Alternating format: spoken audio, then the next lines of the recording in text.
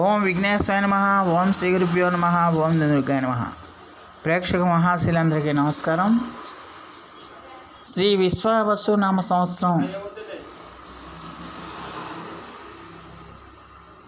సంబంధించి మకర రాశికి చెందిన జాతకులకి ఈ సంవత్సరం గోచార ఫలితాలు ఎలా ఉంటాయనే విషయాన్ని మనం తెలుసుకునే ప్రయత్నం చేద్దాం. ఈ మకర రాశికి చెందిన జాతకులు అంటే ఉత్తరాషాఢ నక్షత్రం 2, 3, 4 పాదాలు, శ్రవణం నక్షత్రం 1, 2, 3, 4 పాదాలు, ధనిష్ఠ నక్షత్రం 1, 2 పాదాలకు చెందిన వ్యక్తులు ఎవరైనా సరే ఈ మకర రాశికి చెందిన జాతకులై ఉంటారు. ఈ మకర రాశికి చెందిన జాతకులకి ఈ సంవత్సరంలో ఆదాయం 8, వ్యయం 14. అంటే 8 రూపాయలు మీరు ఆదాయం సంపాదిస్తే 14 రూపాయల ఖర్చు మీరు పెడతారు. అంటే మీకు ఖర్చులు ఎక్కువగా పెరిగిపోవడానికి ఎక్కువగా అవకాశం ఉంటుంది. అందువల్ల ఖర్చును అదుపు చేసుకోవాల్సిన అవసరం ఉంటుంది. అలాగే రాజ్యపూజ్యం 4 అయితే అవమానం 5గా ఉంది. అందువల్ల గౌరవ మర్యాదల విషయంలో కూడా మీరు కొంచెం జాగ్రత్తగా ఉండాల్సిన అవసరం ఎంతైనా ఉంటుందన్న విషయాన్ని ఈ మకర రాశికి చెందిన జాతకులు తెలుసుకోవాల్సిన అవసరం ఉంటుంది. ఈ రాశి వారికి గురుడు మే 15 నుంచి షష్టమ స్థానమైన మిథున రాశి యందు సువర్ణమూర్తిగా మంచి ఫలితాలను ఇస్తాడు. శత్రుజయాన్ని, ఆరోగ్యాన్ని కలగజేస్తాడు. అలాగే సంవత్సరం అంతా కూడా తృతీయ స్థానంలో తామ్రమూర్తిగా సామాన్య ఫలితాలను ఇస్తాడు. రాహుకేతులు వరుసగా మే 18 నుంచి సంవత్సరం అంతా కూడా ధన అష్టమ స్థానాల్లో సువర్ణమూర్తిగా మంచి ఫలితాలను ఇస్తారన్న విషయాన్ని గమనించాల్సిన అవసరం ఎంతైనా ఉంటుంది. మరి ఈ రాశికి చెందిన జాతకులకి ఈ సంవత్సరం ఖచ్చితంగా కూడా ఈ సంవత్సరం అంతా కూడా ఈ రాశికి చెందిన జాతకులకి జనాదరణ బాగా పెరుగుతుందన్న విషయాన్ని గమనించాలి. మీ మాటకు విలువ పెరుగుతుంది. మీరు చెప్పిన ప్రతి మాటని కూడా ఇతరులు గౌరవిస్తారు, మీ మాటకు విలువనిస్తారు, మిమ్మల్ని అభిమానిస్తారన్న విషయాన్ని గమనించాలి. అలాగే శత్రు విజయాన్ని కూడా మీరు సాధించడానికి ఎక్కువగా అవకాశం ఉంటుంది. కుటుంబం కూడా వృద్ధి చెందుతుందన్న విషయాన్ని గమనించాల్సిన అవసరం ఉంటుంది. అలాగే ఖచ్చితంగా కూడా ఈ సంవత్సరంలో ఈ మకర రాశికి చెందిన జాతకులు ఖరీదైన గృహాల్లో నివసించడానికి కూడా ఎక్కువగా అవకాశం ఉంటుందన్న విషయాన్ని గమనించాలి. అలాగే వైద్య విద్యకు సంబంధించిన విషయాల్లో పోటీ పరీక్షల్లో ఖచ్చితంగా విజయం సాధిస్తారన్న విషయాన్ని గమనించాల్సిన అవసరం ఉంటుంది. అలాగే మీ వృత్తి ఉద్యోగాల్లో కూడా మంచి ఫలితాలను పొందుతారన్న విషయాన్ని గమనించాలి. అలాగే అయితే ఆరోగ్య విషయంలో మాత్రం ఈ రాశికి చెందిన జాతకులు కొంచెం అప్రమత్తంగా ఉండాల్సిన అవసరం ఉంటుంది. ఈ కడుపు, జీర్ణాశయానికి సంబంధించి, జీర్ణ వ్యవస్థకు సంబంధించిన సమస్యలు మిమ్మల్ని వేధించడానికి ఎక్కువగా అవకాశాలు ఉంటాయనే విషయాన్ని గమనించాలి. దీనివల్ల ఏంటంటే వైద్య ఖర్చులు కూడా మీకు పెరగడానికి ఎక్కువగా అవకాశాలు ఉంటాయి. అయితే అక్టోబర్లో మాత్రం ఆర్థికంగా పురోభివృద్ధి ఉంటుందన్న విషయాన్ని గమనించాలి.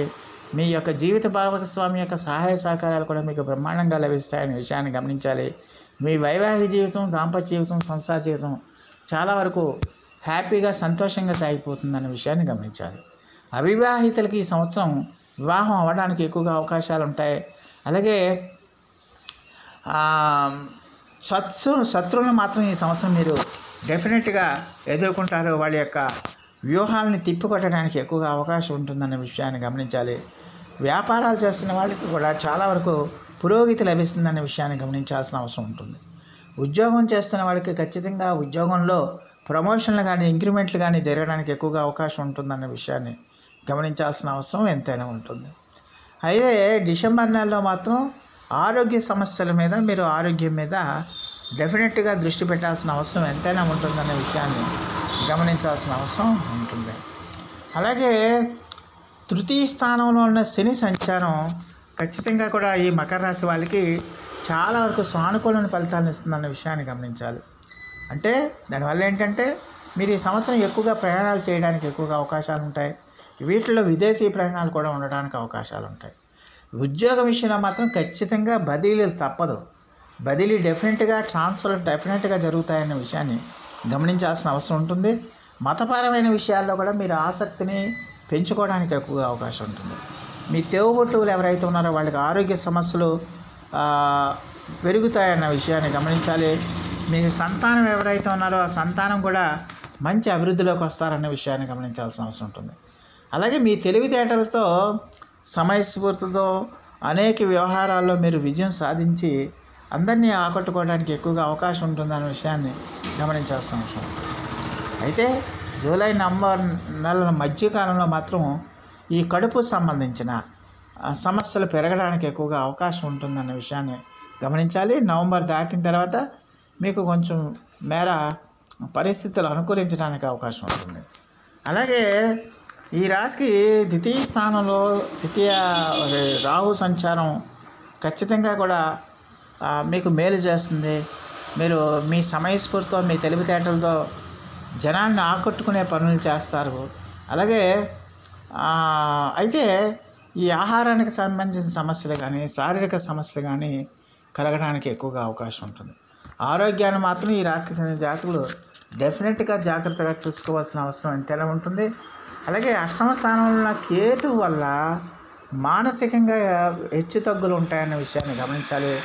అలాగే ఊహించిన ధనలాభం ఉన్నప్పటికీ కూడా శారీరక సమస్యలు మాత్రం పెరుగుతాయన్న విషయాన్ని గమనించాలి. వాత పిత్త సంబంధ సమస్యలు పెరగడానికి ఎక్కువగా అవకాశం ఉంటుందన్న విషయాన్ని గమనించాలి.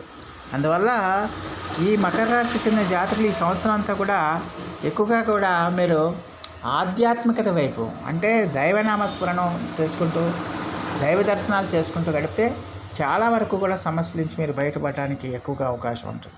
ముఖ్యంగా శ్రీ వెంకటేశ్వర స్వామివారి యొక్క ఆరాధన, శ్రీ వెంకటేశ్వర స్వామివారి యొక్క వజ్ర కవచాన్ని మీరు ప్రతిరోజు కూడా పఠించడం వల్ల చాలా వరకు మెరుగైన ఫలితాలు ఉండటానికి ఎక్కువగా అవకాశం ఉంటుందన్న విషయాన్ని గమనించాల్సిన అవసరం ఉంటుంది. అలాగే ఈ రాశికి చెందిన జాతకులు ప్రతిరోజు కూడా మీరు ప్రాతకాలంలోనే సూర్య నమస్కారాలు చేయండి, ఆదిత్య హృదయాన్ని పఠించండి. సూర్య ఆరాధన కూడా మీకు ఆరోగ్యాన్ని బాగా మెరుగుపరుస్తుందన్న విషయాన్ని గమనించాల్సిన అవసరం ఉంటుంది. అలాగే ఎట్టి పరిస్థితుల్లో ప్రతి ఆదివారం నాడు కూడా గోధుమలను నానబెట్టి ఆవుకు పెట్టండి. లేకపోతే గోధుమని కిలోంపావు గోధుమల్ని పేద బ్రాహ్మణులకు కానీ పేదవారికి కానీ మీరు దానం చేయడం వల్ల చాలా వరకు ప్రశస్తమైన ఫలితాలు రావడానికి ఎక్కువగా అవకాశం ఉంటుందన్న విషయాన్ని గమనించాల్సిన అవసరం ఉంటుంది.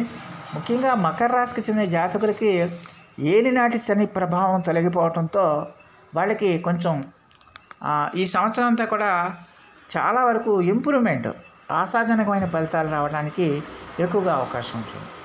ఇవి గోచార ఫలితాలు మాత్రమే. అయితే మీ వ్యక్తిగత జాతకం అనేది చాలా ఇంపార్టెంట్ ప్రతి ఒక్కరికి కూడా. అందువల్ల వ్యక్తిగత జాతక పరిశీలన కూడా కంపల్సరీగా చేయించుకోవాల్సిన అవసరం ఉంటుంది. అందువల్ల మీ వ్యక్తిగత జాతకంలో ఉన్న గ్రహస్థితి, ప్రస్తుతం ఉన్న దశ అంతర్దశలు ప్లస్ ఇప్పుడు జరుగుతున్న గోచార ఫలితాలు వాటిని బేరీజు వేసుకుని మనం ఏదైనా ఫలితాలను అంచనా వేయాలి. అందువల్ల ప్రతి ఒక్కరు కూడా మీ వ్యక్తిగత జాతక ఫలితాలని తప్పకుండా చేయించుకోవాల్సిన అవసరం ఎంతైనా ఉంటుందన్న విషయాన్ని గమనించాల్సిన అవసరం ఉంటుంది. సో ఆ దేవదేవుడు మీ అందరికీ కూడా ఆయుర ఆరోగ్య ఐశ్వర్యాలు ఇవ్వాలని మనస్ఫూర్తిగా వేడుకుంటూ ఈ నా వీడియో కనుక మీకు నచ్చితే లైక్ చేయండి, షేర్ చేయండి, కామెంట్ చేయండి, సబ్స్క్రైబ్ చేయండి. సర్వే జనా సుఖినో భవంతు. నమస్కారం.